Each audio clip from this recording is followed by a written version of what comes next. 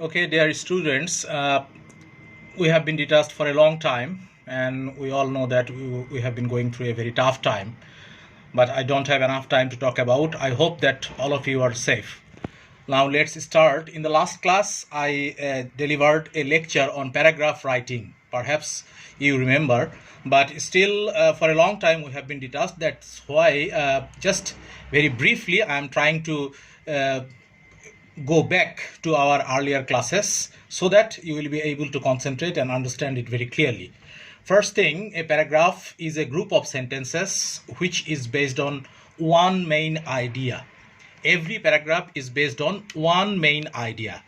And there are some other preconditions for writing any paragraph, that it must have a unity, and it must deal with one main idea. It must have a beginning, a middle, and an end. The first line of the paragraph should be indented. Now, unity means whatever you write in that paragraph, each and every sentence must be connected with the main idea or central idea of that paragraph. At the same time, each and every sentences will be connected with each other. That is what we call cohesion and coherence. All the sentences must be logically connected with each other. I have already talked about this topic in my last class. So, and it must have a beginning, it should have a middle and ending, and the first line of paragraph should be indented. Indentation, that means space left at the beginning of a line of writing. Only the first line, before writing the first line, you give an indentation. That's it about the definition of a paragraph. Now, I'm going to the next slide.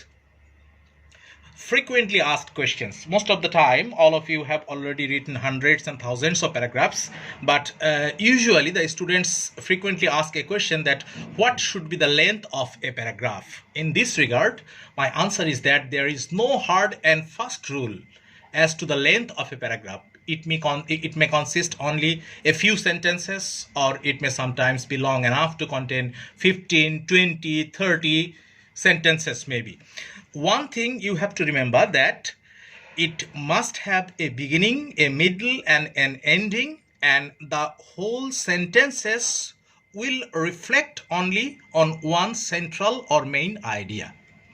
But an ideal paragraph should have as many sentences in the minimum as necessary to make a beginning, middle, and end. That is, you have to include as many sentences as you need to explain the topic and to give a particular ideal structure which has a beginning, a middle, and an ending.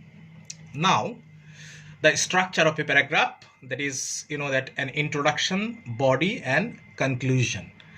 In the next slide, we will discuss in detail. The first thing, the differences between an essay and a paragraph. You see, in an essay, what we call introductory paragraph or introduction, in case of a paragraph, it is called a topic sentence. And for an essay, what we call description or body, which consists of a number of paragraphs. For a paragraph, it is called body or developer. It consists of number of supporting sentences. Then in case of an essay, what we call a conclusion, that is concluding paragraph. In case of a paragraph, that is called a concluding sentence. So we may define the paragraph in a way that a paragraph is actually an essay in microcosm. That is, it is a miniature of an essay. Again, I am repeating, for essay, what we call introduction. For a paragraph, that is called a topic sentence. For essay, what we call description, that is a number of paragraphs. For a paragraph, we call it body or developers.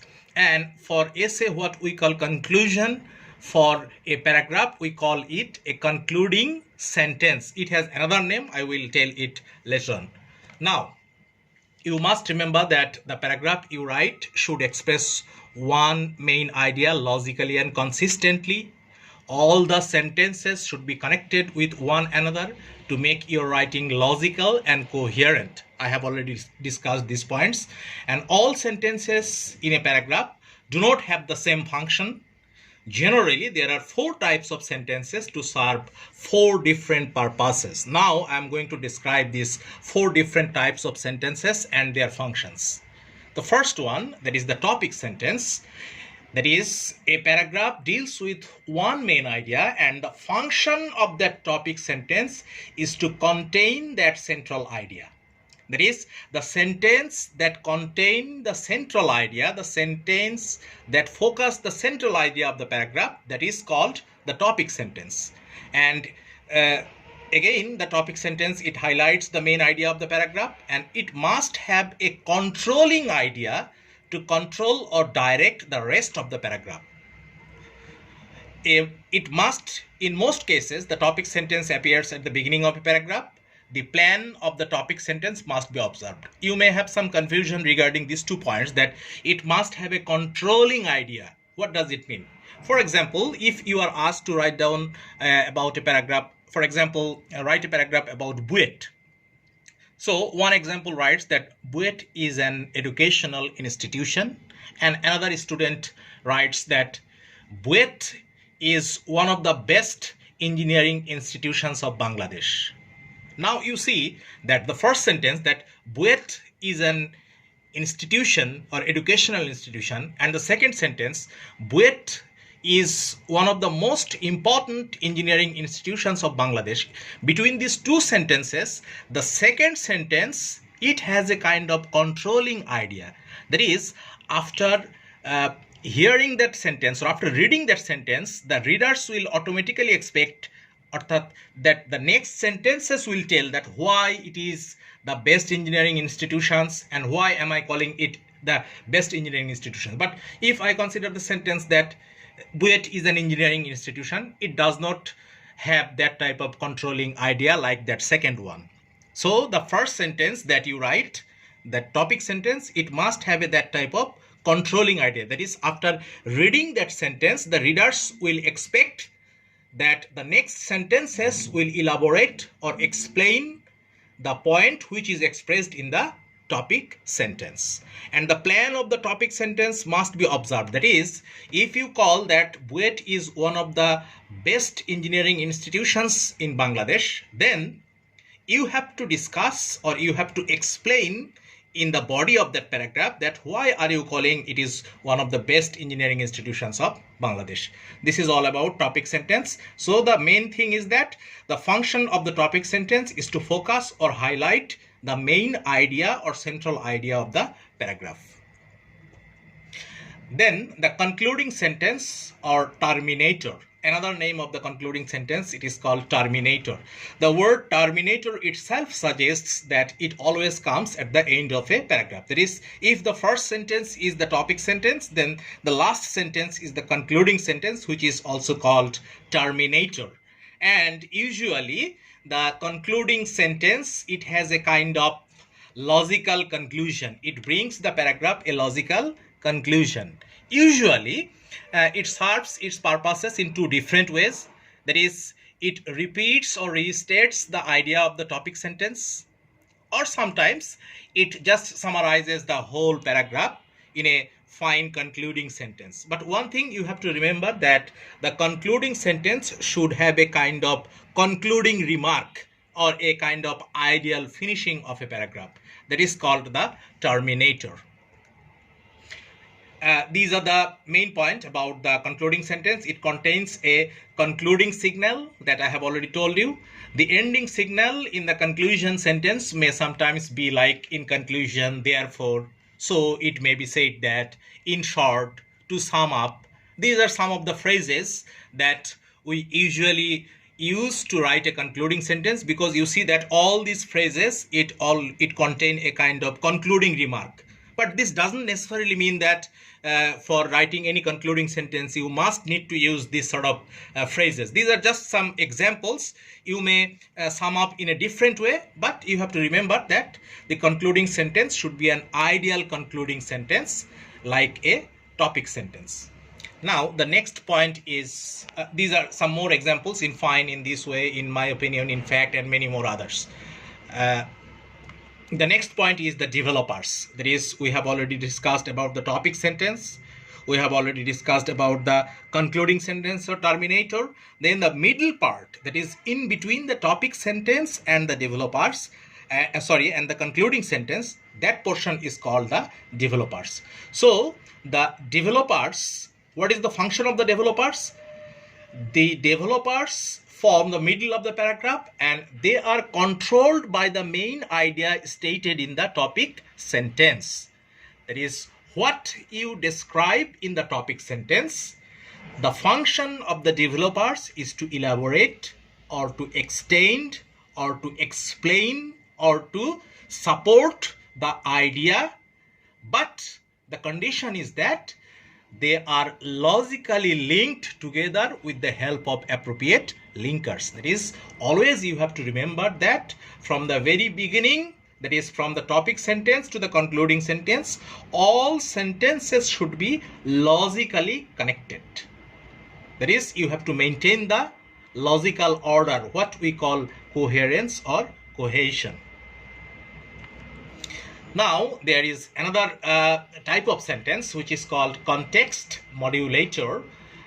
This type of sentence is actually, this is not an essential part of all types of paragraphs, especially for a particular type of paragraph which usually contains two different sets of idea. That type of paragraphs usually need a context modulator. The term modulator is derived from its verb, which means modulate, that is to adapt or to adjust. What is the function of the context modulator? It provides a transition between two sets of ideas. That is, when you are talking about, suppose if you are asked to write a paragraph like city life versus village life. So you are writing about city life and village life's similarities. City life is like this, village life is also like this. City life is this, village life is this. Suddenly, when you are talking about similarities, suddenly you cannot automatically jump to dissimilarities. That is, from one set of idea, if you would like to shift into another set of idea, then you have to use a bridge in between two sets of ideas. That bridging sentence, that is the sentence that connect the link between two sets of ideas, that is called a context modulator. And you see that it occurs only in those types of paragraphs which contains more than one set of ideas. For example, if you are asked to write down a contrast comparison paragraph. So whenever you are talking about the differences between two things, then after talking about the differences, when you start writing about the similarities, before writing that, you have to use a linking sentence that is called a context modulator. And just for an example, that is, you are writing about city life is like this, village life is also like this. City life is this, village life is also this. Then you want to write about the differences between city life and village life, then you have to write down a sentence like this. In spite of having lots of differences between city life and village life, there are some differences as well. Again, I am repeating the sentence. In spite of having lots of similarities between village life and city life, there are some dissimilarities as well. This particular sentence is called a context modulator. Now, linkers is a kind of thread that we use to join two sets of ideas or two parts of different sentences, that is called linkers. And these sentences of a paragraph are connected together with the help of linkers like and, or, but, also. And the type of linkers you will use, it depends on the nature of the paragraph. These are some examples of linkers for pronouns like he, she, it, they, him. These are the linkers.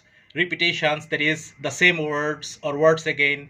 Determiners, connectors, firstly, secondly as well. These are different use of determiners. And when I will also give you the soft copy of this slide, then you will read and understand it more in detail. Now I will talk about types of paragraphs. First, comparison paragraph. Remember, when you write a comparison paragraph, then you have to write only the similarities between two subjects or two things or two persons or whatever the topic is. When you write any comparison paragraph, then you have to highlight only the similarities between two things or two subjects. And in that case, the types of linkers you will use, for example, in the same way, in the same manner, similarly, again, also, these are the linkers for comparison paragraph.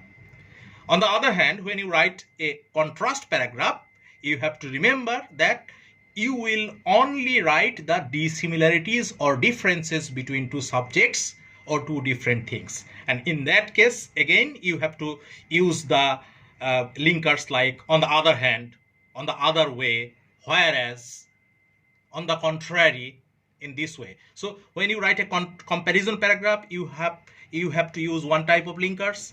When you write a contrast paragraph, you have to use another type of linkers. And when you will need to write a compare contrast paragraph, then you have to use that device that I have already discussed, what is called context modulator. Now, descriptive paragraph. The descriptive paragraph, it is something like provides details about how something looks, feels, tastes, smells. You read the definition here. The main difference, the main thing about the descriptive paragraph is that usually a descriptive paragraph describes something which is static, not dynamic. Something like if you are asked to write down about your BUET campus, so that will be a descriptive paragraph. And these types of, this should not be essay, it should be paragraph. These types of paragraphs generally use a lot of sensory details. Sensory details means how does it look, how does it feel, how does it taste, how does it smells. These types of descriptions will be there. And the paragraph could be a list-like description that provides point-by-point details, or it could function as a story, keeping the reader interested in the plot and theme of the event described in detail. That is, you will, after reading a descriptive paragraph, the reader will have a detailed idea about that particular thing that you have described in that paragraph. That is called a descriptive paragraph. And usually, again I am telling that usually a descriptive paragraph describes something which is static, which is inanimate object or something like this. Now, the opposite one is narrative paragraph. Narrative paragraph, it is a bit different than a descriptive paragraph. It usually tells a story. It can also be called a short story. Generally, the narrative paragraph is conventional style. It tells a personal experience in most commonly. For example, if I ask you to write down your first day in BUET, that will be a narrative paragraph. Or the most memorable day of your life, that will be a narrative paragraph. Or like a street accident that you experienced, that will be a narrative paragraph. And one thing you have to remember, that when you write this type of topics in a narrative paragraph, you must maintain the chronological order. That is very important. But in case of descriptive paragraph, you don't need to maintain that chronological order strictly. But when you need to write about narrative paragraph, you must need to maintain that chronological order. Then you have cause and effect paragraph. This is cause and effect. It should not be essay, it should be paragraph. It explains why and how something happened. For example, if I ask you to write down about floods in Bangladesh, or traffic jam, or load shedding, so it usually discusses the reasons of something, why happened, and then the effect of that happening. But one thing you remember, that in case of a cause and effect paragraph, usually what do you think, that at first you will write down the cause, then you will write down the effect. But no, in case of a cause and effect paragraph, at first you have to write down the effect, then you will discuss the causes. At first you have to write down the effect, then you have to discuss the causes. For example, if I ask you to write down traffic jam, so traffic jam is one of the most important problem in our country nowadays, and it causes lots of problems in our daily life, this and that. Then you will discuss that a good number of reasons are responsible for traffic jam. Then you will discuss the causes. So at first you tell us the effect, that it creates lots of problem in your daily life, this and that, then in the next part of the paragraph you will discuss the causes. What are the causes? And then in the concluding sentence or in the terminator, you give a kind of concluding remark that the concerned authorities should take necessary action to solve these types of problems, or like this. These are called cause and effect paragraph. So this is all about paragraph writing, and if you have any type of problem on this particular topic, then you will communicate me. Or in the comment box you can ask me the question, and I will try my level best to give you the answer. But remember one thing, that this is totally a temporary way just to communicate you, because we cannot waste our time for a long time. That's why, without finding any other alternatives, I am using this media to reach you. Hope you will enjoy, and if you have any problem, then you can ask me. This is all for today. Thank you.